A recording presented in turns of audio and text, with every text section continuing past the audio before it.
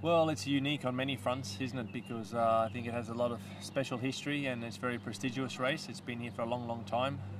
We've seen many great people win here in the past. Ant Senna, Jackie Stewart, all of these guys, Nigel Mansell and so on, so Alain Prost. So it's been a special track. Very testing for the drivers as well. You cannot design a track like this anymore because obviously it wouldn't be allowed to in terms of safety reasons. So it's still very unique and a big challenge for the drivers to drive around. And you have the beautiful coastline still, and then obviously the dramatic cliffs overlooking the ocean. So it's a really special venue for a car race. Well, the Monaco track is very challenging because you have very small margin for errors because you have a lot of Armco everywhere. So the track is not like a conventional circuit where you have runoff areas everywhere, and it's a little bit more safe for you. So I think that well, safe not to damage the car. It's still okay to drive around here, but that's the biggest challenge I think is for the lack of options that you have as a driver if you make an error. Well, I think it's so special to win here because after the World Championship, I think it's the first race that everyone wants to win and to achieve in that season. I'm not big on the glamorous side of things, but in terms of it is a very prestigious and glamorous race to win. The most important on the calendar. It's our blue ribbon event of the season. It's the most spectacular. And the most challenging also for the driver. It's a long race, up to 2 hours can be. So yeah, a lot of things make it a bit more unique. Well, I would love to win here again.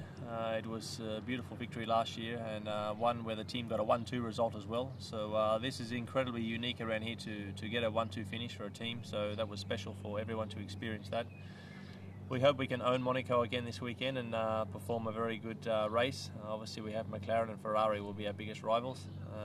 Last year we had Robert Kubica driving beautifully in the Renault as well, but unfortunately we don't have Robert there this year, otherwise he would for sure be giving us a hard time again. So yeah, sometimes you get some surprises, but I think it would be the normal guys fighting for the victory.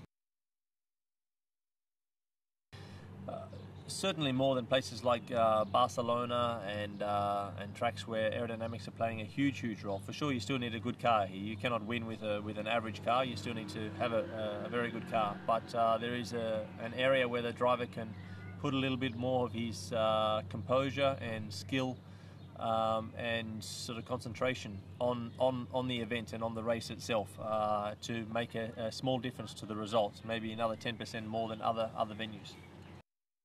Kurz is improving, yes. We haven't had the smoothest start to the season with it. The guys have been very stressed out in terms of getting it fixed. But so far so good in terms of the reliability of the car's been very good, touch wood.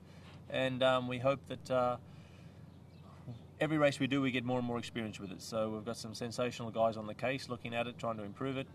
And time, as always, will make things better. We need to keep focusing on ourselves. We cannot control the opposition, how strong they are in certain areas. We would love to be where they are in this particular area, but we're not, and eventually we'll get there. Yeah, Pirelli bringing for this race, as you say, to Monaco, a super soft and a soft. So, but that will be the hard tyre, which will be the prime tyre. So, again, new for the teams to understand. Thursday running will be very important to understand how the tyres are performing, and then we'll get an idea of how strategically it's the easiest way to do the Grand Prix. Yeah, well, Monaco is a race where a lot of big sponsors and commercial partners come. Obviously, we have a lot of those at Red Bull Racing, very important people to us, and they like to entertain their main guests and VIPs at this event. So. And of course the first question they ask is, can they get to see the drivers? So Sebastian and I are probably a little bit busier here than normal events. So tonight I did a bit of a favour really for some friends in Australia. They have a lot of important people coming over from Australia. So tonight's function was about catching up with some Australian people.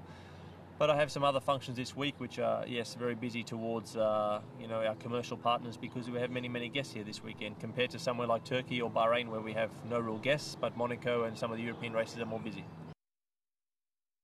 Yeah, well, Monaco is a special race because even more people want to come and see it. We have a lot of guests come to the race, and everybody wants to be here. And then obviously they also want to see the drivers for the team. Red Bull Racing has a lot of commercial partners, and they're also very important for us to keep happy. And part of the requirement, obviously, is for us to put time aside for them when we're not in the cockpit. So that happens in the evening, or sometimes in between sessions where we need to go and say hello to these people, and that's all part of it. They want to ask us some questions about how we feel for the race and things like that. So otherwise, they do not get a real insight. So yes, not easy.